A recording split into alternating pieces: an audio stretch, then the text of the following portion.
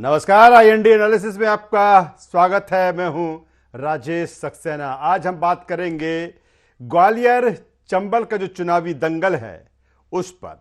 क्या कुछ चुनावी समीकरण अभी हैं एट प्रेजेंट ग्वालियर चंबल में, उसकी हम बात करेंगे। जिस तरह से अगर इस अंचल की हम बात करें, इस हम क्षेत्र की बात करें तो काफी अहम ये अंचल ग्वालियर चंबल। और 2018 में जिस तरह से जब विधानसभा के चुनाव हुए उस वक्त कांग्रेस ने एक बेहतर परफॉर्मेंस वहां पर किया। ज्योतिरादित्य सिंधिया एक बड़ा चेहरा इस क्षेत्र में उनके पास में था। ग्वालियर चंबल अंचल में कौन मारेगा बाजी, ये बड़ा सवाल है इस चुनाव 2023 में। क्या 2018 की कामयाबी दोहरा पाएगी कांग्रेस, ये भी एक बड़ा सवाल। कभी मध्य प्रदेश में बीजेपी का मजबूत गढ़ था ग्वालियर चंबल अंचल। 2013 के बाद अंचल में भाजपा की स्थिति खराब और कांग्रेस की स्थिति लगातार मजबूत होती गई। 2013 के चुनाव में भाजपा ने 34 में से 20 सीटों पर जीत दर्ज की थी। 2013 में 12 पर कांग्रेस तो 2 पर बसपा यहां पर जीती थी। बसपा का भी प्रभाव यहां देखा गया। 2018 में बीजेपी के हाथ से निकल गया ग्वालियर चंबल का जो अंचल है वो। एट्रोसिटी एक्ट का भी दिखा था चुनाव में असर। 2018 की हम बात कर रहे हैं जब ये असर वहां पर चुनाव में दिखा था, उसका नुकसान बीजेपी को हुआ था। इस बार अनुसूचित जाति वोट बैंक पर बीजेपी की नजर है। यही कारण है कि 16 तारीख को एक बड़ा कार्यक्रम ग्वालियर चंबल में जीत के लिए जरूरी है अनुसूचित जाति के वोट जो बैंक है उसको साधना। ग्वालियर चंबल अंचल में विधानसभा की 34 सीटें आती हैं, बड़ा एक क्षेत्र है ये। 2018 के विधानसभा चुनाव में कांग्रेस 34 में से 26 सीटें जीत कर ले गई थी। ये बड़ा आंकड़ा था। ज्योतिरादित्य सिंधिया जैसा चेहरा उनके पास में था। भाजपा को 8 और बसपा को 1 सीट मिली थी। जो 9 सीट गई थी वो यहां बटी थी।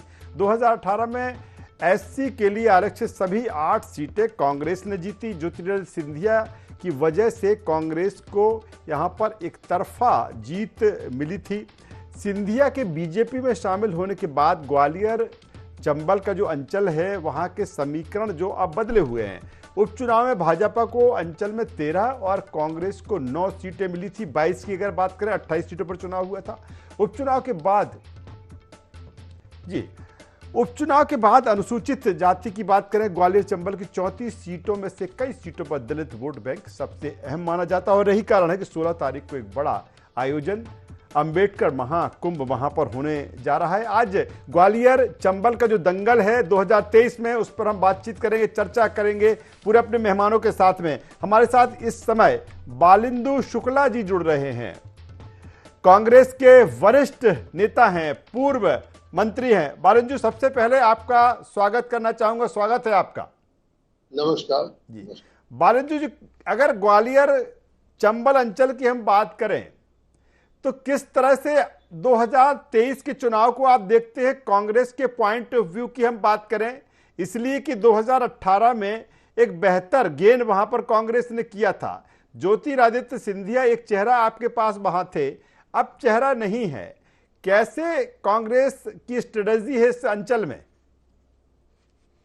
ग्वालियर पिछले कई वर्षों से जी निरंतर कांग्रेस की ओर बढ़ता आ रहा है। अभी आपने ज्योतिरादित्य की बात की, पहली बात तो अब वो चेहरा नाम भर का रह गया है, क्योंकि जब वो स्वयं गुना शिवपुरी के चुनाव में स्वयं 1,33,000 से हार गए, तो अब चेहरा नाम भर का है, वरना वो चेहरा नहीं रहा है।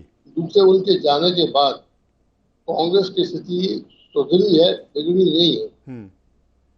50-56 साल के बाद ग्वालियर महापौर कांग्रेस का बना, मुरैना में महापौर कांग्रेस का बना। तो इस अंचल में सिंधिया के जाने के बाद लोग समझते थे कि कांग्रेस बहुत कमजोर हो जाएगी, लेकिन मैं निरंतर देख रहा हूँ ग्वालियर में मैं तो रहता ही रहता हूँ।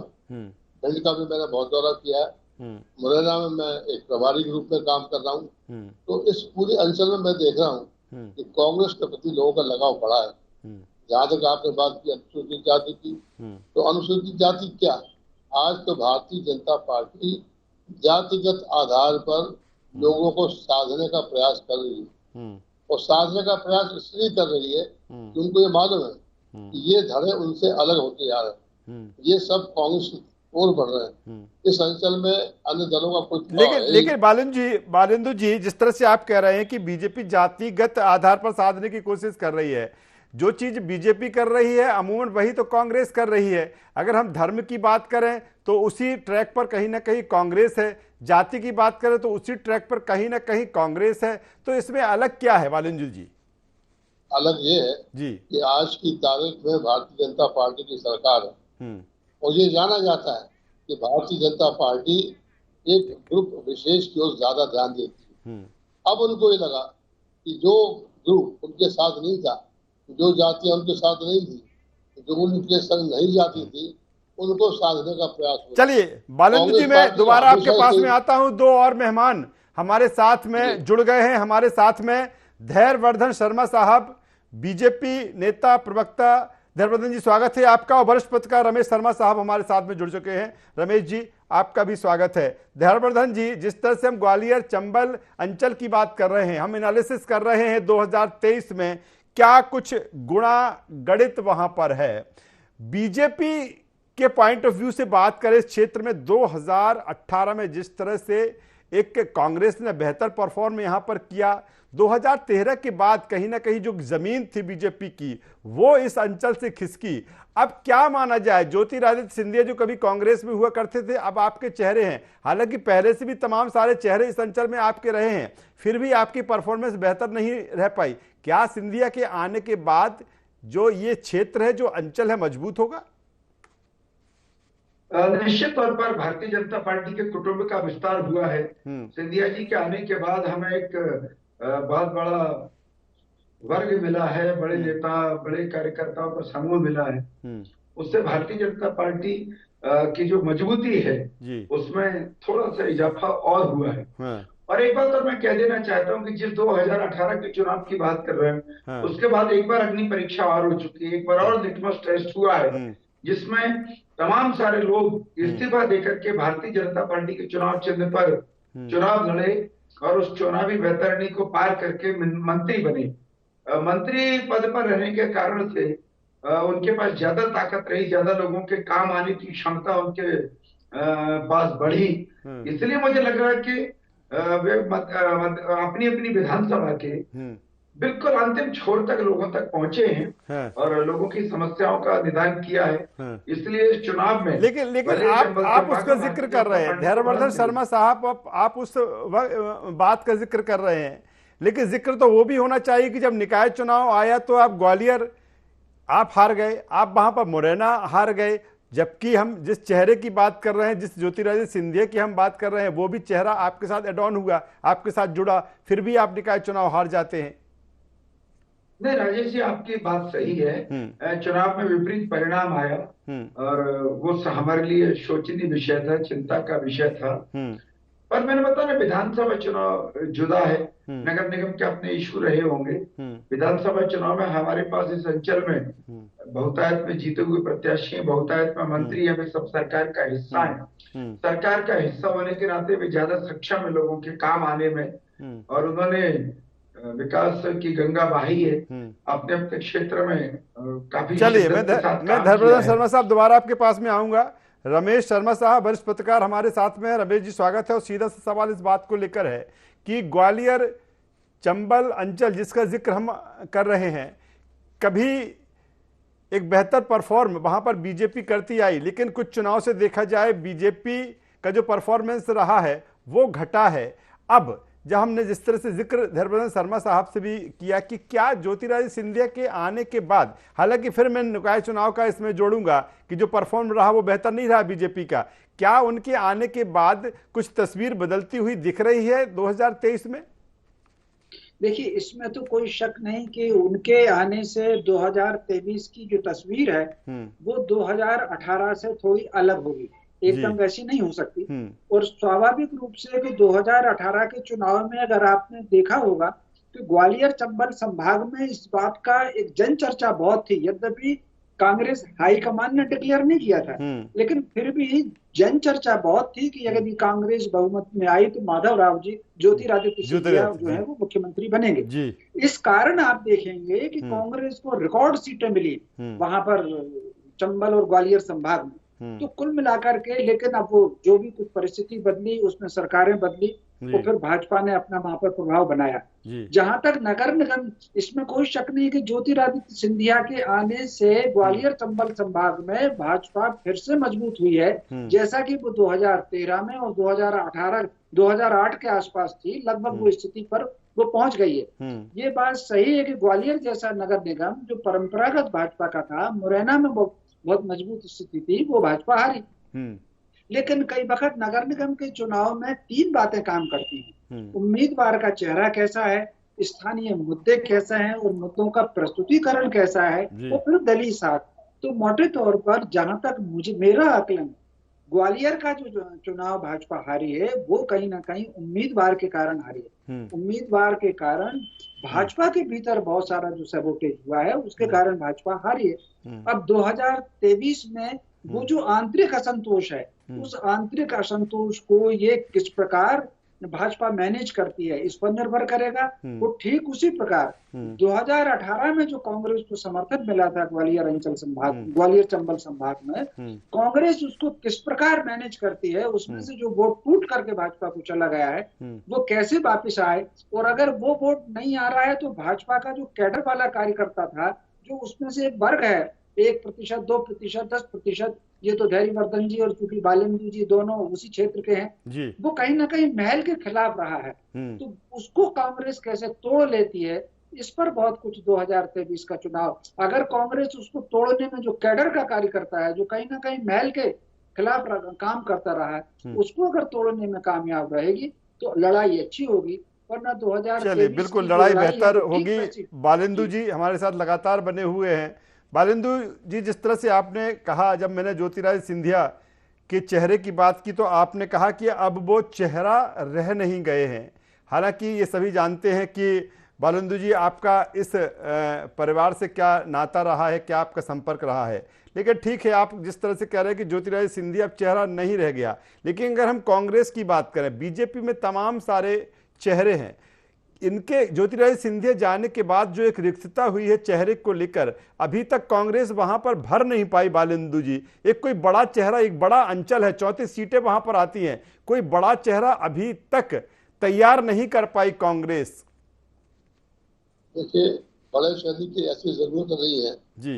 ये लोकसभा का चुनाव है जी, ये विधानसभा का चुनाव है और हर आदमी वोट देता है। अगर चेहरा जाने से अंतर पड़ा तो जो आप स्वयं कह रहे हैं और हमारे बीजेपी के साथी कह रहे हैं कि अगर अंतर पड़ा होता तो ये हम 2 नगर निगम के चुनाव क्यों जीतते हम जी। तो ये जीत बता रही है कि लोगों का ध्रुवीकरण कांग्रेस की तरफ हो रहा है। फिर जब चेहरा पे चेहरा हो गया, यहाँ पर पहले नरेंद्र सिंह तोमर चेहरा हुआ करते थे, अब 2 चेहरे हो गए। अब ज्योतिरादित्य सिंधिया का चेहरा और नरेंद्र सिंह जी का चेहरा। अब वो ऊपर से कुछ भी कहते हैं, लेकिन हकीकत ये है कि अब इन दोनों के बीच में टकराव है। पिछली बार भारतीय जनता पार्टी और आरएसएस की मदद से उन्होंने इस बात का प्रयास किया कि जब अदला बदली हुई, कांग्रेस की सरकार तो बनी गई थी जी, लेकिन ज्योतिरादित्य सिंधिया की जाने की वजह से कांग्रेस की सरकार गिरी। तो जनता ने तो कांग्रेस को ही बताया था, लेकिन ये आंतरिक बात है ज्योतिरादित्य जाने के बाद बीजेपी की सरकार आ गई और उस समय जो टिकट दिए गए, जो शर्तें ज्योतिरादित्य सिंधिया ने रखी थी, उन सब शर्तों को माना गया। उनको टिकट दिए गए, उनको मंत्री पद दिया गया, ज्योतिरादित्य सिंधिया को राज्यसभा में भेजा, उनको कैबिनेट मंत्री बना दिया। अब उनकी जो मांगे थी सब पूरी कर दी गई है। लेकिन अब भारतीय जनता पार्टी का कार्यकर्ता क्या करे, उनका नेता क्या करे, नरेंद्र सिंह तोमर क्या करे, पहले उनकी पताका फैलती थी, अब वो क्या करेंगे। आने वाले चुनाव में क्या देखते कितने सिंधिया जी के टिकट मिलते, कितने नरेंद्र सिंह को टिकट मिलते। और भाजपा का कार्यकर्ता जो पुराना कार्यकर्ता था, आज वो क्या सोच रहा है, आज वो सोच रहा है कि उनके सर के ऊपर किसको लाद दिया गया। हकीकत ये है कि नीचे का कार्यकर्ता आज जो कांग्रेस के कार्यकर्ताओं को अब जरा भी घास नहीं डालता है। छोटी छोटी बैठकों में नहीं बुलाता। चलिए बालेंद्र जी, एक सवाल और कर लेता हूं मैं आपसे, इसी चर्चा के बीच एक सवाल आपसे कर लेता हूं। आप या फिर कांग्रेस की हम बात करें, निकाय चुनाव के बाद जब इस अंचल की बात आती है तो वही बात कही जाती है कि निकाय में ग्वालियर में जो परफॉर्म किया या मुरैना में जो आपने परफॉर्म किया वहां पर कांग्रेस ने, तो क्या कांग्रेस ने अब ये मान लिया है कि जिस तरह में निकाय में उसको सफलता मिली वही फार्मूला उसका अब विधानसभा में काम कर जाएगा? कोई नई स्ट्रेटेजी और चेहरे की जब हम बात करते, कोई नए चेहरे की ऐसी जरूरत वहां पर नहीं है? ये कांग्रेस मान के बैठ चुकी है क्या? चेहरे की आवश्यकता क्या है? ये अपन लोग चेहरा चेहरा कहने लग गए। अगर इन चेहरों पे नतीजे आते तो ज्योतिरादित्य सिंधिया के जाने के बाद हम महापौर क्यों जीते? चेहरा तो हम पे नहीं था। लेकिन आज जो हमारे पास चेहरे हैं, तो हमारे पास कमलनाथ जी है, वीर सिंह है, राहुल भाई है, तमाम ऐसे हमारे पास चेहरे हैं जिनके आधार पर हम आशा करते हैं कि आने वाले चुनाव के अंदर ये चेहरे भी उभर कर सामने आएंगे। और जिस प्रकार से 2018 के बाद जो निकाय में चुनाव हुए, उसी आधार पर कांग्रेस आगे बढ़ेगी। और चलिए बालेंद्र जी के बाद धर्मबंधन शर्मा साहब के पास में आता हूं। धर्मबंधन शर्मा साहब, हम चेहरों की बात कर रहे हैं, बालेंद्र जी कह रहे हैं कि चेहरे की आवश्यकता कांग्रेस को नहीं है, हर चेहरा, हर कांग्रेस का जो नेता है, जो कार्यकर्ता, वो उनका चेहरा है। अगर इसके विपरीत हम अगर बीजेपी की बात कर लें तो अब चेहरे आपके पास में बहुत ज्यादा हो गए हैं। और मुझे लगता है चर्चा में जिस तरह से जब रमेश जी से मैं बात कर रहा था, और अगर निकाय चुनाव की बात कहें, जब ग्वालियर महापौर के लिए प्रत्याशी का चयन किया जा रहा था तो उसमें कई तरह की चीजें, कई तरह की टकराहट देखी जा रही थी। क्या ये भी एक इस अंचल में बीजेपी के लिए चुनौती होगी कि अब चेहरे बहुत ज्यादा हो गए हैं वहां पर, और ऐसे में चाहे टिकट का वितरण हो या अन्य डिसीजंस हो इलेक्शन के समय, वो एक चुनौती होगी बीजेपी के सामने?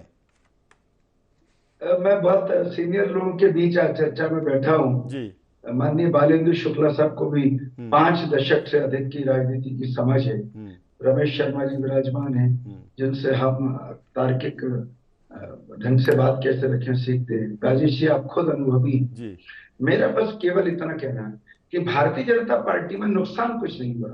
भारतीय जनता पार्टी में कुटुंब में वृद्धि हुई है, भारतीय जनता पार्टी का विस्तार हुआ है, और भारतीय जनता पार्टी की जो जन कल्याणकारी नीतियां थी, जिन पर कांग्रेस सरकार के समय विराम लगा था, वे शिवराज जी के आने के बाद फिर से उनको गति मिली है, और तमाम सारी नई योजना लेकर के हम आ रहे हैं। आप देखिएगा, लाडली बहना योजना से यदि मिनिमम आकलन भी करें तो 10% वोट की बढ़ोतरी हुई।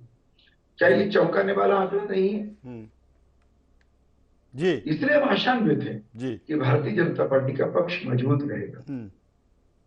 जी जी, धर्मबंधन शर्मा साहब। नहीं, मैंने बताया कि भारतीय जनता पार्टी का पक्ष मजबूत रहेगा जी। चलिए, दूसरी तरफ ठीक है, आप कह रहे हैं कि भारतीय जनता पार्टी का पक्ष मजबूत रहेगा, लेकिन अब कांग्रेस जिस तरह से कह रही कि इस अंचल में बीजेपी में भगदड़ शुरू हो गई है। देशराज सिंह यादव की अगर हम बात करें, एक बड़ा चेहरा एक आपके पास में थे, उनके निधन के बाद उनका परिवार, लेकिन जिस तरह से यादवेंद्र सिंह यादव ने कांग्रेस को ज्वाइन किया और इसी को लेकर अब मौका मिला कांग्रेस को, कह रही है कि भगदड़ शुरू हो चुकी है। नहीं, चुनाव के दौरान ये सब स्थितियां बनती हैं, तमाम लोग उधर से भी आते हैं, इधर से भी जाते हैं, पर भारतीय जनता पार्टी से इक्का दुक्का लोग जाते हैं। कांग्रेस से बहुतायत में लोग पिछले कई वर्षों से भारतीय जनता पार्टी में आ रहे हैं। तो मुझे लग रहा है कि आज की डिबेट का यह विषय नहीं है, इसलिए मैं उस पर नहीं जाना चाहता। पर क्योंकि हम ग्वालियर चंबल संभाग पर केंद्रित होकर बात कर रहे हैं, तो मैं वही कह रहा हूँ कि हमने खोया कुछ नहीं। हमारी जो पूंजी है उसमें कुछ ना कुछ बढ़ोतरी हुई है। अतिरिक्त तौर पर हमें ज्योतिरादित्य सिंधिया जी मिले हैं, उनकी टीम मिली है, उनके लोग मिले हैं, और कुटुंब में वृद्धि हुई है। मुझे लग रहा है एक शब्द में चलिए धर्मबंधन शर्मा साहब, मैं आपके पास में फिर आऊंगा। रमेश शर्मा साहब हमारे साथ में हैं। रमेश जी, 16 तारीख को बीजेपी एक बड़ा कार्यक्रम वहां पर करने जा रही है, जिस तरह से 16 अप्रैल को अंबेडकर महाकुंभ। और अगर इस अंचल की बात करें रमेश जी, तो कहा जाता है कि जो एक दलित एक फैक्टर रहा है वो काफ़ी हर चुनाव में अहम उसका रोल होता है। यही कारण है कि बीएसपी भी यहाँ से सीट लेने में कामयाब हो जाती है। क्या अब माना जाए कि जिस तरह से बीजेपी की एक स्ट्रेटजी है आदिवासियों के बाद दलित को साधा जाए, ये उसके लिए सबसे मुफीद अंचल है? नहीं, निश्चित रूप से, खासतौर से मध्य प्रदेश के ये दो अंचल, एक ये जो मध्य भारत का अंचल है ग्वालियर चंबल संभाग का, एक ये, और दूसरा रीवा संभाग का। पता नहीं इन दोनों संभागों में योजना पूर्वक अंग्रेजों के जमाने से समाज के भीतर एक थोड़ी सी रेखा खींची तो है, और उसी रेखा का लाभ जो है बहुजन समाज पार्टी को मिला था। रीवा संभाग में भी मिला था, ग्वालियर संभाग में भी मिला था। हालांकि भारतीय जनता पार्टी पिछले काफी वर्षों से ये प्रयत्न करती रही थी, वो आमतौर पर जाति वाले सम्मेलनों से दूर रह करके वो सामाजिक समरसता के सम्मेलन करती थी। जातीय सम्मेलन के आधार पर ये जो अंग्रेजों ने परंपरा बनाई थी, उस आधार पर कांग्रेस के समय जरूर जाति के आधार पर कानून बने, लेकिन भाजपा सामाजिक समरसता के आयोजन करती थी। लेकिन उससे उनको मुझे लग रहा है कि सफलता कम मिली, तो कहीं ना कहीं अब वो बिल्कुल उसी प्लेटफॉर्म पर उतर करके उन्होंने वनवासियों के सम्मेलन किए हैं, ये सेवा वर्ग के अनुसूचित जनजाति वाले सम्मेलन, अनुसूचित जाति वाले सम्मेलन, तो फिर अंबेडकर जी को लेकर के अभी किताब भी उनकी एक आई है, अंबेडकर जी को लेकर के उनकी 2-3 किताबें उनके प्रचार के लोगों ने लिख करके, तो कहीं ना कहीं इससे उस वर्ग में वो जा रहे हैं, और जाकर के मुझे लग रहा है अपना समर्थन जुटाने का वो काम कर रहे हैं। उसी श्रृंखला में ये वाला कार्यक्रम उनका अंबेडकर जी वाला कार्यक्रम है, तो मैं समझता हूँ इसका कुछ ना कुछ लाभ तो उनको जरूर मिलेगा। दूसरी तरफ अगर रमेश जी बात की जाए, चेहरों की हम बात कर रहे थे, हमने कांग्रेस के चेहरे की बात की, कहीं ना कहीं बड़ा चेहरा नहीं है, लेकिन दूसरी तरफ अगर बीजेपी के चेहरों की बात करते हैं तो एक लंबी फेहरिस्त अब इस अंचल में बीजेपी की तरफ से है। क्या ये भी एक पार्टी की दोनों चीजें होती है? एक ये होता है कि नहीं बड़े बड़े चेहरे हैं तो इसका फायदा अमूमन पार्टी को मिलेगा, लेकिन ये चेहरे की अधिकता भी कहीं ना कहीं एक पार्टी के लिए, बीजेपी के लिए चुनौती हो जाती है कि कैसे टिकट वितरण के समय सामंजस्य बिठाया जाए।